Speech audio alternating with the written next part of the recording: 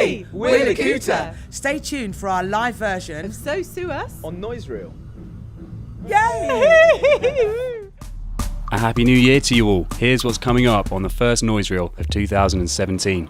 We meet Malian-influenced soul and funk band Lakuta. They're our live session guests on the show. We chat to the folk from MOK about their VP release. What's a VP, I hear you cry? We'll find out later.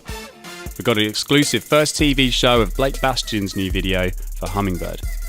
And we have a cuppa with Tom White to talk all things Electric Soft Parade and the fictional. Siggy and Cecily from Lakuta, great to have you on the show. What have you been up to lately? It seems like you've had loads going on. You had a gig last night. We did. At Houston Annie in Brixton. That was really good fun. We were playing with another band called Waju, who were fantastic, weren't they? Oh my god, they were so good. Check them out if you get to see them. Yeah, we've been gigging quite a lot since sort of over the summer a bit, and then since we released the album. So since September we had all our album launches and stuff in Brighton, London, Bristol. There's going to be some people who watch the show who shockingly haven't heard you yet. How do you describe your sound to them? It's a bit of a blend, really. Members of the band have come from really different backgrounds. I think our generation have all grown up listening to hip hop, which obviously references funk, and there's a lot of us that have played a lot of Latin music, West African music. You've got East African influences, gospel, soul. Yeah. And actually, the album's quite diverse, isn't it? Because depending on who's written it and what influences. So some of the stuff's quite high lifey, and some of it's quite jazzy, and some of it's quite more funk based, isn't it? So. Yeah. I think what really comes across with all of us, considering we come from loads of different backgrounds, is that we all have a really intense, obsessive love for making music together. And it really is like that. It's not just a case of, shall we? It's like, we must do this. We must do this to breathe almost. And I think that's what really comes across on the album. It's just that it comes from a really, really deep place in our souls, and hopefully people get that and people will enjoy that side of it as well as the great tunes. So a lot of the band are in other bands. You've got musicians with multiple bands. How do you manage to keep it all together? Get together all the time, make all this great music. I think most musicians generally tend to sort of play in a few different projects, because often you want to explore a few different genres and styles and stuff. I mean, this is our main baby, isn't it? Yes, for all of us. It is my main baby. Yeah, definitely. Yeah, people. We drop everything for Lakuta, really. So it's our. I think a lot of musicians these days, you need to be in like a covers band or something to pay the bills. But like when it's an originals project, that's also getting as much as support as it is and love back from the world, that it'd be criminal not to. It'd be rude not to go out and entertain everyone. Yeah. You've been playing with us since like 2008, and you still don't quite feel like you're a member of the band yet. It's amazing. It's like written half the lyrics. It's like, oh, look at this. This is amazing. Yeah, it's true. It just feels like it really feels like a dream come true for me. I've been in lots of bands and done lots of different styles of music, and I still do. But this is the thing that like lifts me the most. It is the hardest work, but it is the thing that lifts me the most. So, it is a dream come true playing with this band. So there's a new EP out, Rice and Peace, just come out. Yeah. Exciting. Yes. How does it compare to the album? You wrote the lyrics to Rice and Peace. You want to talk about that? Yeah, it was sort of. It's a kind of single parent's plight. I am a single parent and have been for 13 years, and trying to forge a music career and look after a wayward teenager. Let's just say, it's not the easiest thing I've ever done in the world. But and it's just about people who, and there's so many people that are kind of up against it in their lives, and just having to do a gazillion things and keep all your balls in the air and still kind of smile through it. And it's just kind of a little nod to all those single parents, mums and dads, and just to be able to go, look, I'm with you, I know how you feel. But again, surrounded with like the most beautiful, lush instruments I've I've ever heard. Amazing. And the EP's kind of been released with a number of remixes that aren't just of Rice and Peace, but there's one remix of Rice and Peace that we particularly love, which is by Jay Felix, isn't it? He's also on True Thoughts, and it's such a lovely remix. So, Yeah, fantastic. yeah, get your ears around it. It's great. It's had a definitely bit of looking love forward to it, from Lauren Laverne, hasn't it? And stuff. Yeah, loads of love from Lauren Laverne. She really likes it. Yeah, Craig Charles as well. So you've been getting some big people behind you now. It's really, really exciting. Yeah, it's a real kind of like wake up in the morning and pinch yourself kind of feeling. Yeah. You know? Just like, oh, another person. So you're performing today for us. Can you tell us a little bit about the song you're performing? Yeah, we're performing So Sue Us. I kind of wrote it as a joke song, really. I didn't ever expect to bring it to the band, but it's quite a cheeky song.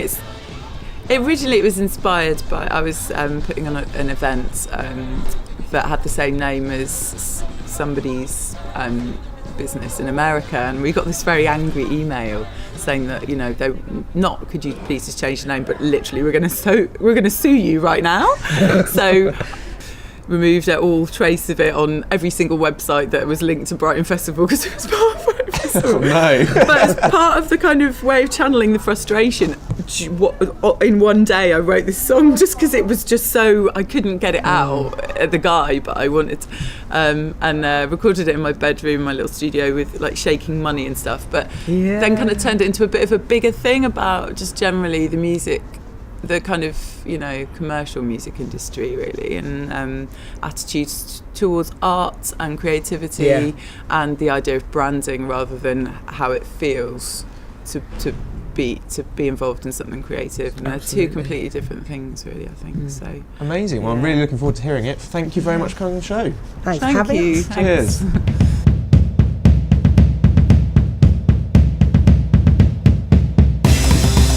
You join us at Cafe Plenty with MOK, and this was the scene of where you released your VP recently, wasn't it? Yeah, that's right. Wait, before we go any further, maybe you just tell us what a VP is as opposed to an EP.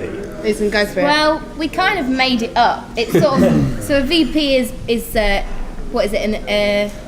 Video play, I guess. Video. Video. So it's basically- It's an EP, but it's a visual. Visual. So A EP visual stands for EP. extended play, Yeah. and you released an EP but in video format. Exactly right. Change the E to the V.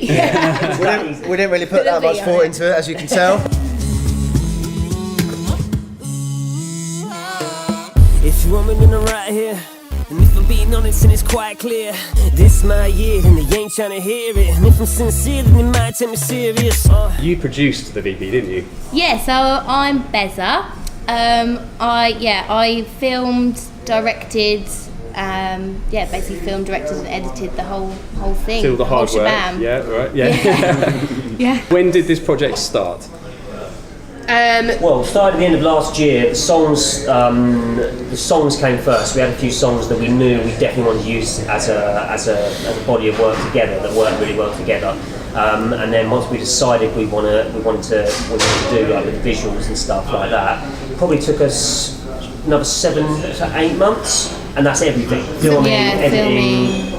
So around February. Yeah. So a long project. Absolutely. How many songs are on the VP? There's 4 songs in total, Four songs. plus a few little extras. One instrumental, and two like Yeah. skits. And an intro. I thought I found a way back out. Don't fail me now. Don't fail. No, don't fail me now. No.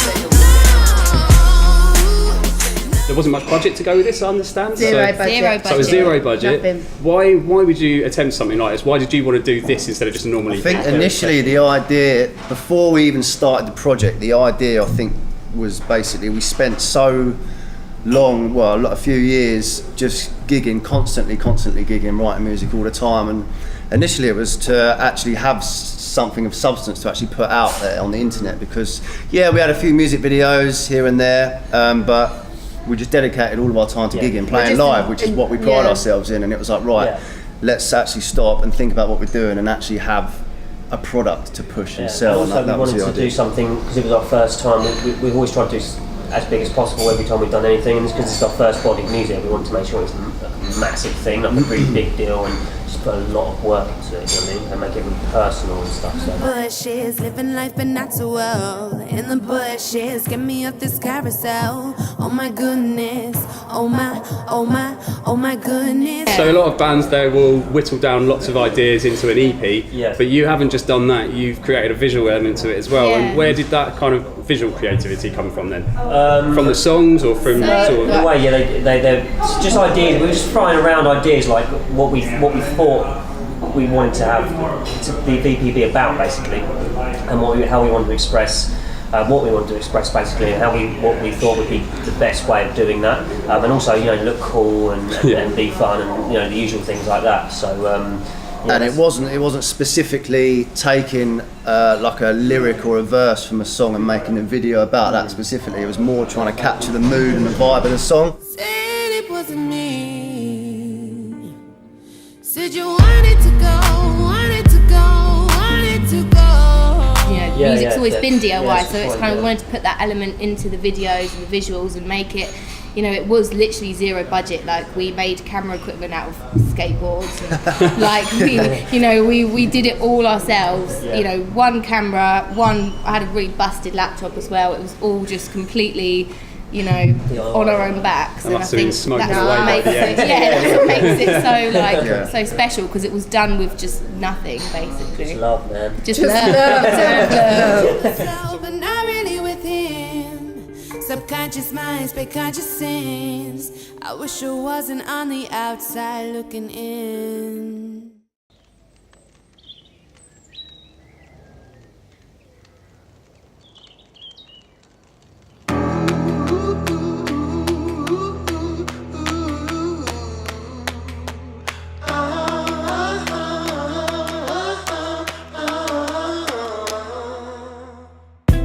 If your world fell apart, what would be in your heart? If everything was broken, oh no, God.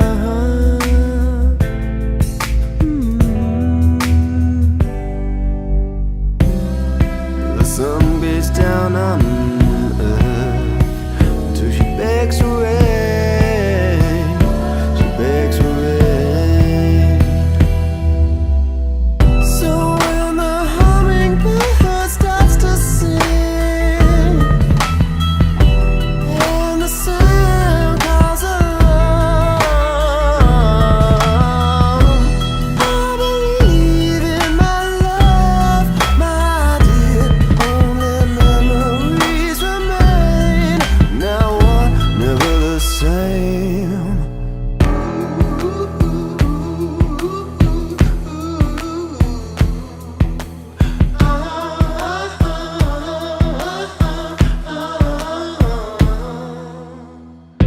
Stood in front of firing line. I've come for a coffee with Tom White, probably best known as 50% of the White Brother duo that started Electric Soft Parade. We'll talk a little bit about the old days in a bit, but you're now full steam ahead with the Fictional. Why don't you tell us a little bit about how that got started and what the Fictional is? The Fictional is it's essentially my solo project that I bring in friends to play with me on, and it started out as a bunch of recordings that I was doing at home, which sort of came out of a very specific idea, which was to sort of bring a bit more of the old style sort of jazz, romantic jazz songwriting into this sort of indie band scenario, if you like. And it sort of snowballed from there, and I think at the most there's like 12 of us, and at the least there's been sort of 4 or 5 of us. So it can sort of involve different people at different times. Alongside that developing, I set up a label to release our stuff because I was sort of sick of waiting for people to get back to me, so I decided I'd release the stuff myself, so I do that as well. The label's called Chord Orchard, and it's up online, you can find it, Google it.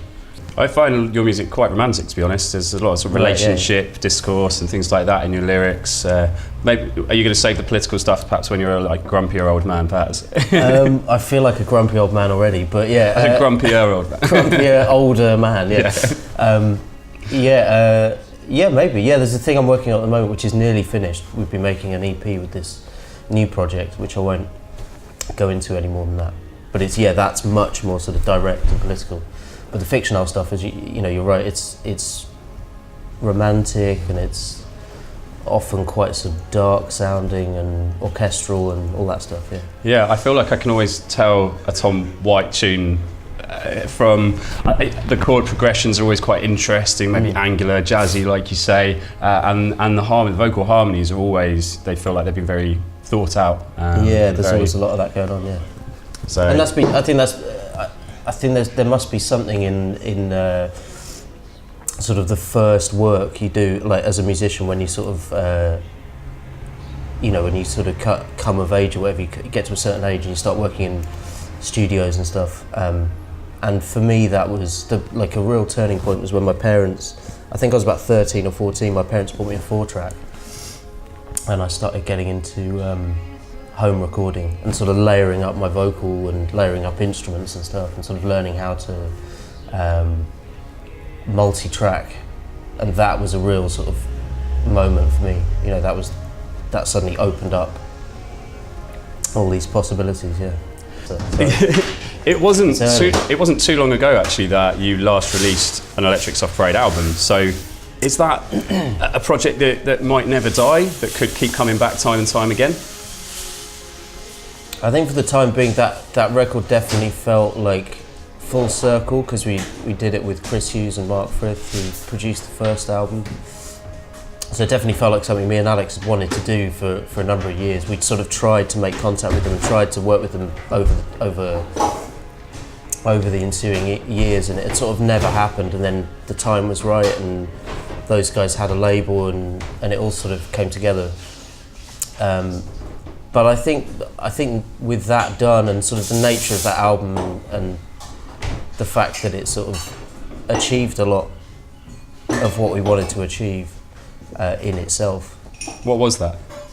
It was to make the second record that we never made, because our second album back in the day was so weird and such a sort of response to all these things. So it's like it was an all-out pop record. That's what we wanted to make, and that's what we did make, you know. And it's a very sort of clean sounding. I guess we're trying to be like the Brighton Steely Dan, which we achieved to a degree. It's not as jazzy as Steely Dan, but it's very sort of clean, and that's what we wanted to do. And we did it and toured it a little bit, but that was the function of that record for us. And I think both of us sort of feel that's sort of done now. For fictional fans, what can they look forward to in 2017? The first thing we're going to do is we're going to issue Heart Map Rubric, our first record, on vinyl for the first time, and we're going to play a bunch more shows. And we're in the studio in January this month. This month. This month. It's January. It's January right now, right? We're in the studio, taking baby steps with our third record. So that's what's up. So a third record, which will be toured probably. We're going to try, yeah. I mean, we barely played outside of Brighton. We played 2 shows outside of Brighton so far. So we'll try and do a bit more of that. Fantastic, Tom. It's been a pleasure. Thank you, Dave. Happy New Year to you. Happy New Year, guys.